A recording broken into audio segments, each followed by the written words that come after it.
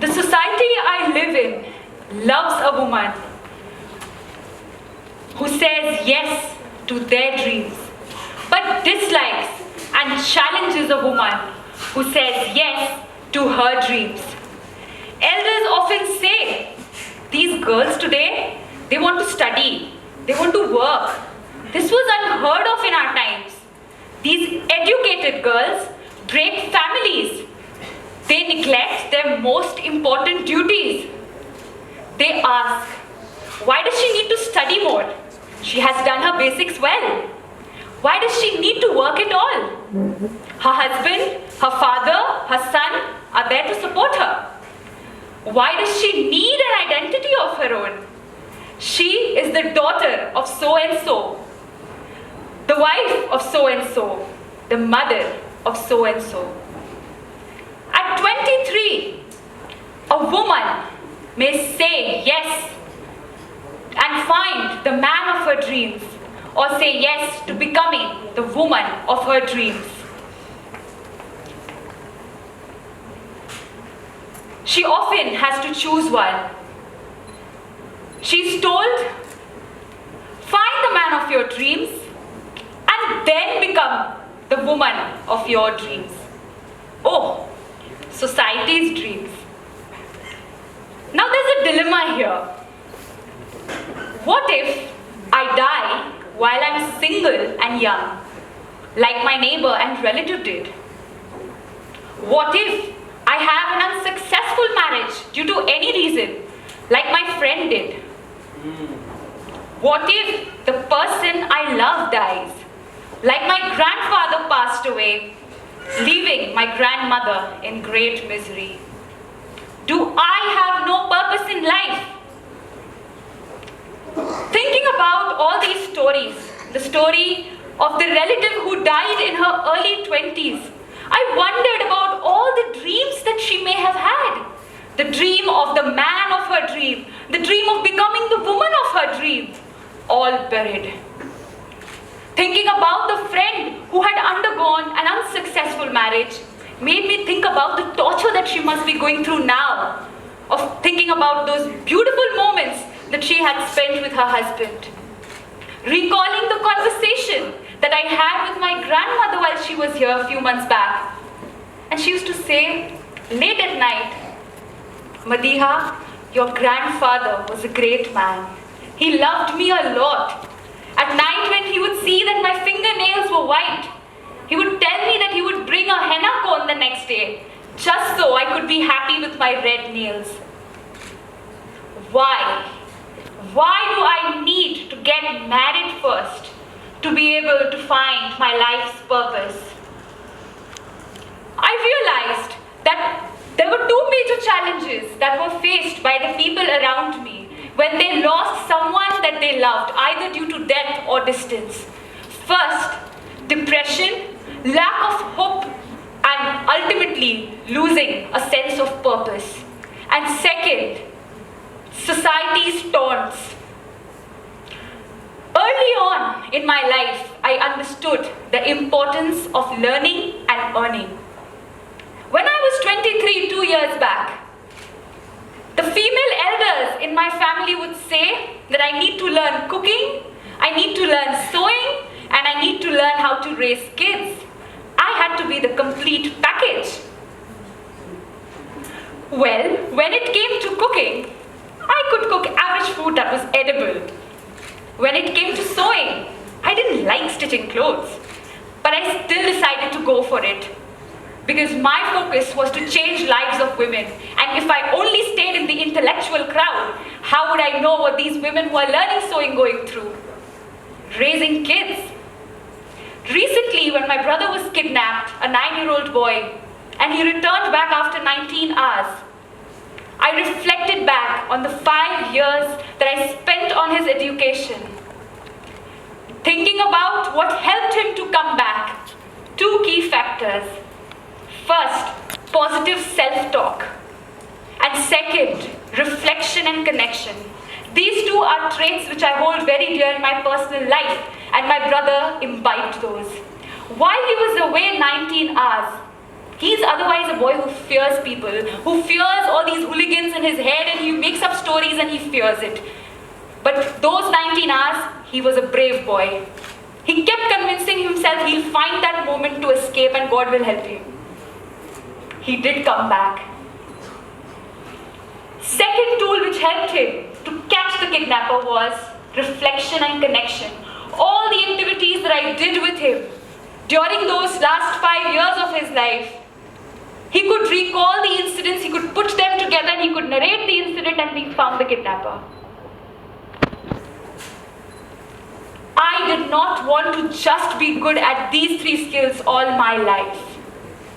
When it came to earning, 2 years back, I was totally financially dependent on the male members of my family. And that made me not appreciate their efforts. That made me be more demanding. That is when I realized that all these concerns that the elders had, the society had when I either wanted to learn or earn, were they really justified? They had concerns about boys, whether if I would have immoral relationships with them or unproductive interactions with boys. They had safety issues. Why do you have to go out to such far-off places for study, for work, for events? These places are unsafe. Only a hobby. When elders asked, what is it that your daughter or granddaughter or niece or whoever does? And they would say, oh, it's just a hobby. Maybe I wasn't good enough at what I did. Permission needed. Why didn't you seek out permission before enrolling? Obedience. You are so good outside. People praise you, but look at you at home. You're so disrespectful and disobedient towards your elders. Well, when it came to boys, we can't have an all-female world. That's impossible. When it came to safety, how safe are our homes and schools? When it came to just a hobby, well, I would learn and I would show them. Permission needed.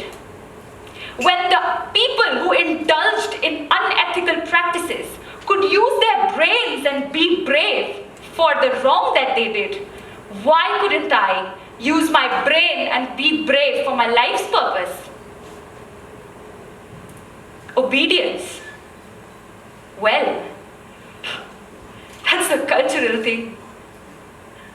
I do not need permission to follow, to obey God and obey. He created me and I had to obey Him, and how would I do that? By fulfilling my life's purpose. So what is it that I wanted 2 years back?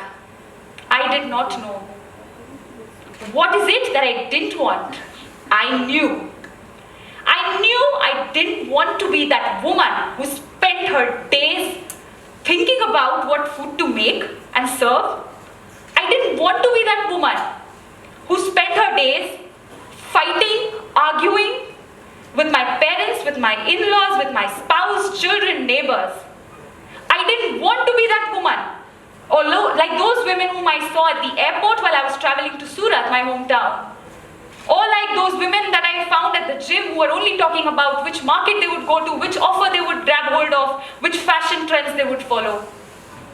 I didn't want to be that woman who would give that excuse to the next generation. The world is like that. This is how it has always been. No. Average is boring. And that is not going to be me. That is what I had decided.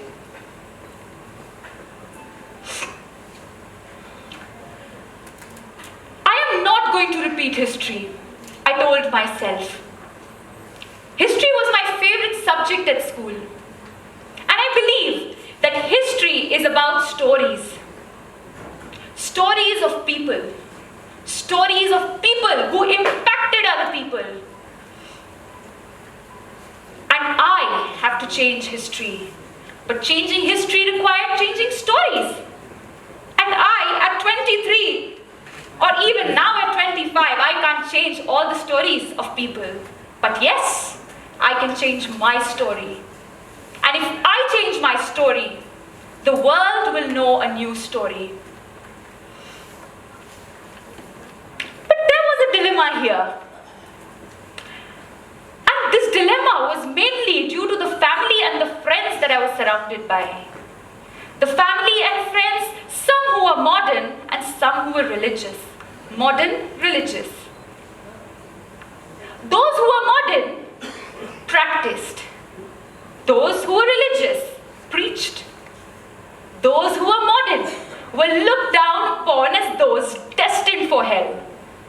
Those who were religious dreamt of heaven and paradise. I wanted to lead by example. So the last 2 years that I spent on learning helped me acquire skills.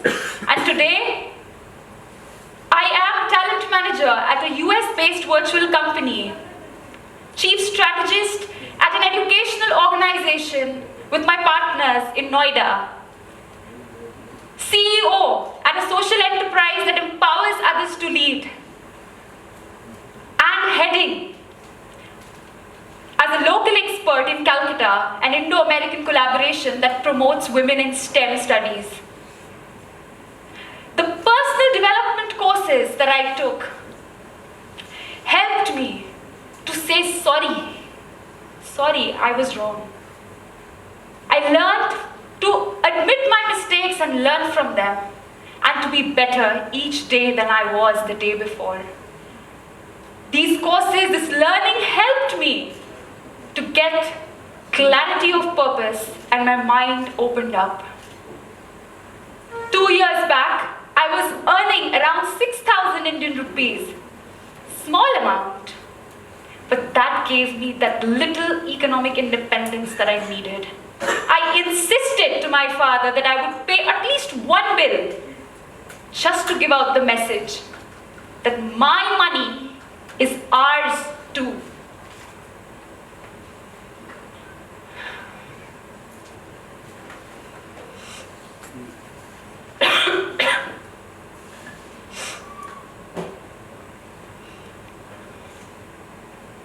What I wanted 2 years back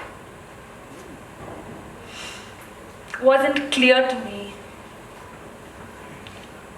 As I told you, 2 years back, what I was looking for wasn't very clear to me. If I had married 2 years back, I would have found the man of my dreams then. But how can I know who the man of my dreams is if I do not know and I have not become the woman of my dreams? By saying no to man of my dreams 2 years back, I said yes to me. I said yes to becoming the woman of my dreams. And that changed everything. Here I am on a journey to be the woman of my dreams. And as I evolve and get better, the world will get better and evolve. I am going to keep striving to be that empowered woman of my dreams who will create a world where I can raise and empower generations to come. And in case my time is up on the earth due to any reason, at least I can face God and tell Him, God, I did my best with every talent, every gift, every blessing that you gave me. Before I leave, I ask you this question. What are you going to say to yourself before you say that to those you love? Yes or no? Thank you.